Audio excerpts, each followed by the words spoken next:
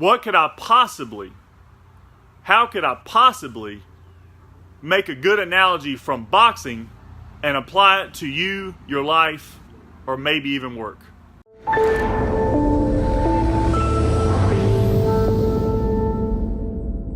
Okay, so today is going to be another analogy. It's going to be from the boxing ring in particular. We may talk about some fighting. So, real quick story. When I was a young man, younger than I am now, I used to enjoy watching boxing. I used to watch fights pretty regular.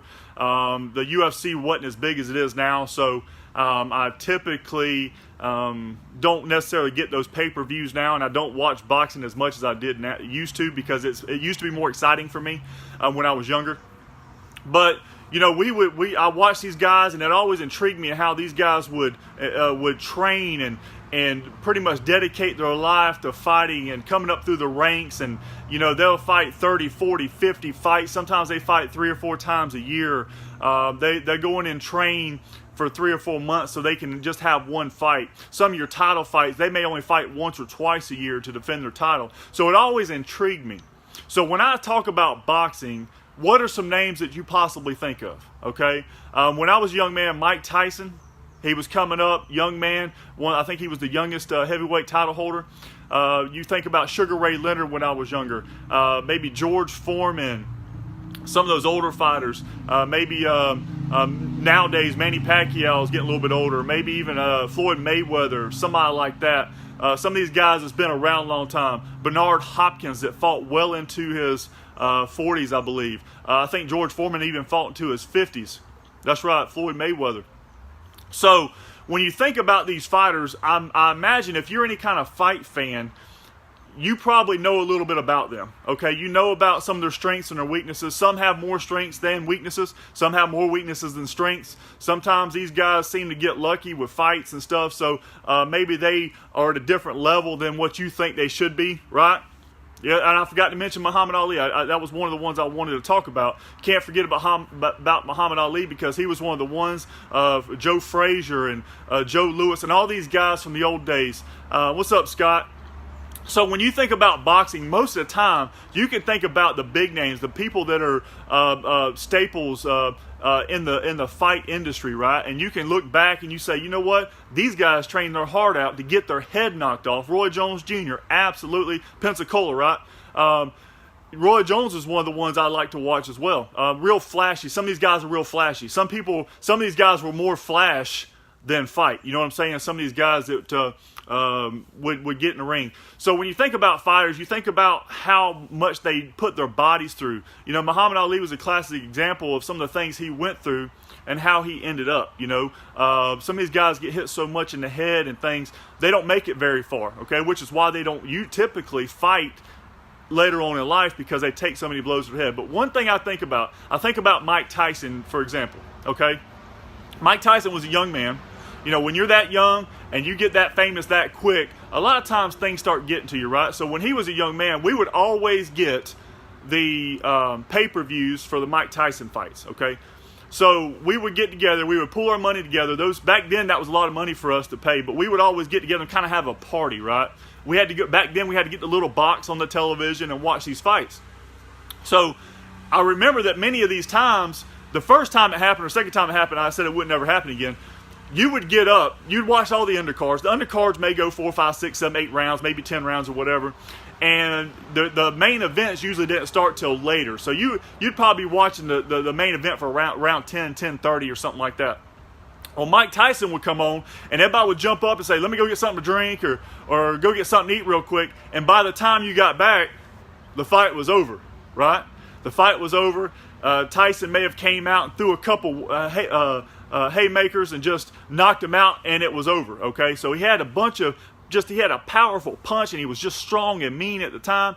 And then later on in life, obviously, he went to jail. When he came out, he wasn't the same, okay? Because, Buster Douglas knocks him out, and then he tries to eat Evander Holyfield.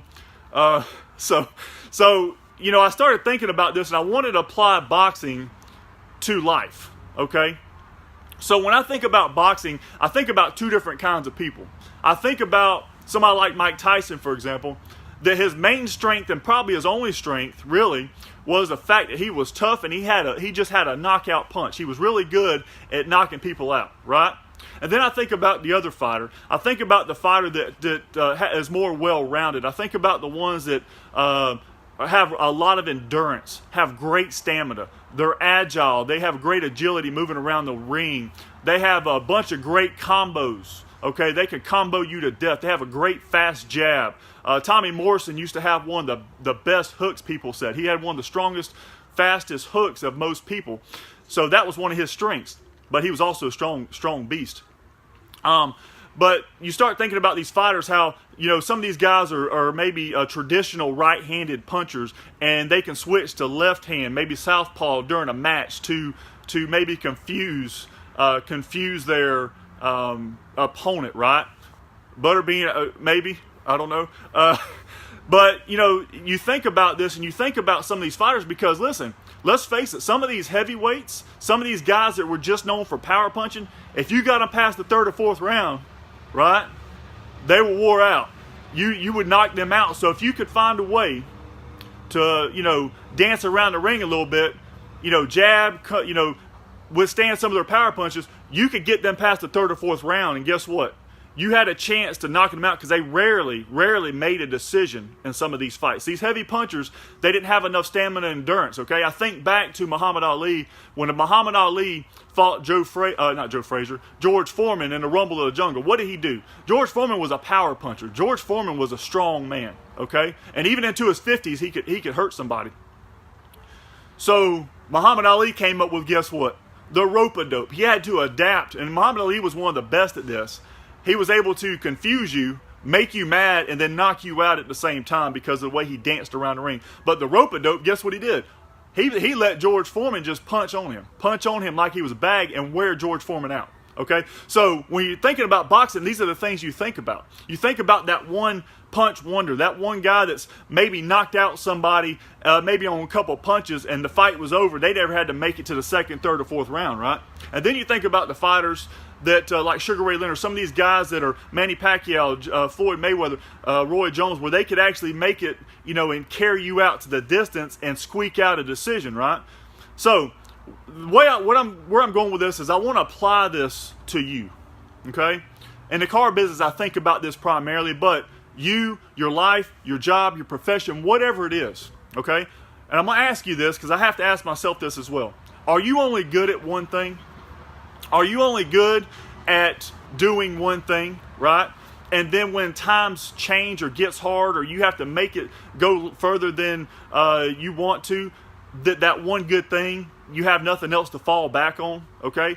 I'm not saying that you have to be, great at everything, but my point is if you're only good at one thing and something changes, something's thrown at you, a curveball, maybe somebody switches over to southpaw when you had trained for them to be a traditional fighter, how do you adapt to that? You can't adapt most of the time because you have nowhere to go. You have nothing else to lean on, okay? Now, let's think about the traditional fighter. Are you more like somebody that has a lot of endurance, has multiple tools, can dance around, has stamina, agility? They got good power punches left or right. They got a fast jab. They can jab you 3 or 4 times before you know what hit you, right? They're capable of landing a bunch of punches.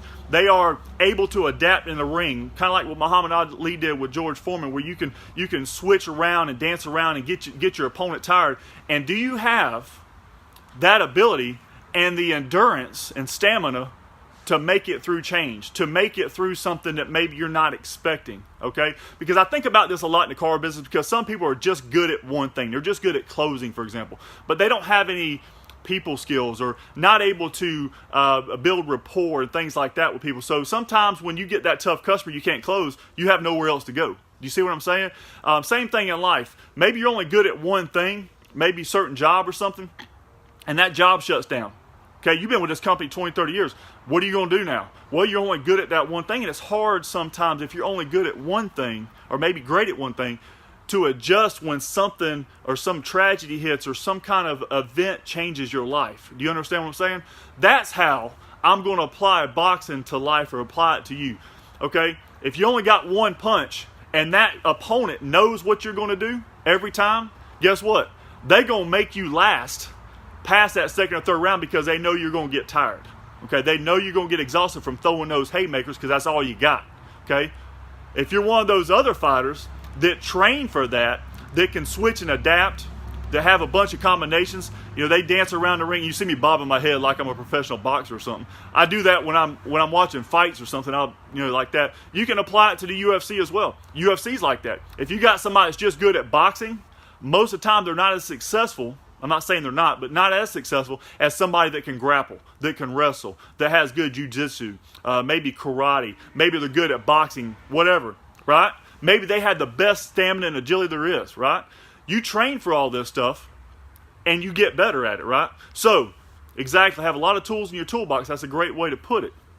Because I'm probably not great at anything, really, but I may be good at a couple of things or a few things, okay? Because it's better to have a bigger arsenal, okay, than having that one tool, like Mark said, that you only rely on. If that's the only thing you rely on, guess what?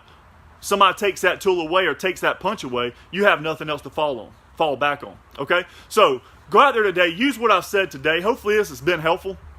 I know sometimes my analogies sound like they're off the wall, but when I'm thinking about them, they sound great in my head. I'm just not always able to relate them to you, okay? So, ask yourself that today. Are you only good at one thing? Or could you honestly say you have an arsenal of different things that you can fall back on as the need arises? Thank you guys for joining me. Stay tuned for more Fist Pump Guy videos. Check out my blog. I'll probably try to write on this one today. I don't know. But anyway, hope everybody has a great day. This has been the Fist Pump Guy, selling cars the right way because it's the only way I know. Follow the Fist Pumped Enterprise.